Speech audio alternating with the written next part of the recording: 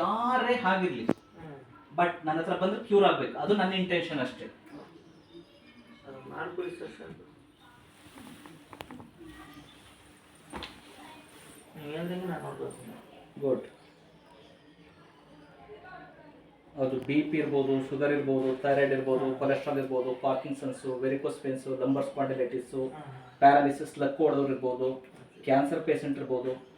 But ಕೆಲವರು ಡಯಟ್ಗಳನ್ನ follow ಮಾಡಿದ್ರಲ್ಲ, ಸೋರೆಸಿಸ್ ಇರ್ಬೋದು, ನಾನು ಹೇಳಿದ್ದನ್ನ ಡಯಟನ್ನು ಕರೆಕ್ಟಾಗಿ ಫಾಲೋ ಮಾಡಿಕೊಂಡು ಕೊಟ್ಟು ಮೆಡಿಸಿನ್ಸ್ ಕರೆಕ್ಟಾಗಿ ತೊಗೊಂಡು ಟ್ರೀಟ್ಮೆಂಟನ್ನು ಕರೆಕ್ಟಾಗಿ ತೊಗೊಂಡ್ಬಿಟ್ರೆ ಅವ್ರು 20 ಇಯರ್ಸಿಂದ ಇರಲಿ 30 ಇಯರ್ಸಿಂದ ಅವ್ರು ಎಷ್ಟೇ ವರ್ಷಗಳಿಂದ ಸಫರ್ ಮಾಡಿ ಎಲ್ಲೂ ಕ್ಯೂರ್ ಮಾಡೋಕ್ಕಾಗಲಿಲ್ಲ ಅಂದ್ರೂ ಸರ್ಜರಿ ಬಿಟ್ಟು, ಸರ್ಜರಿ ಬೇಕು ಅಂದರೆ ಸರ್ಜರಿ ಮಾತ್ರ ಮಾಡಿಕೊಡ್ತೀನಿ.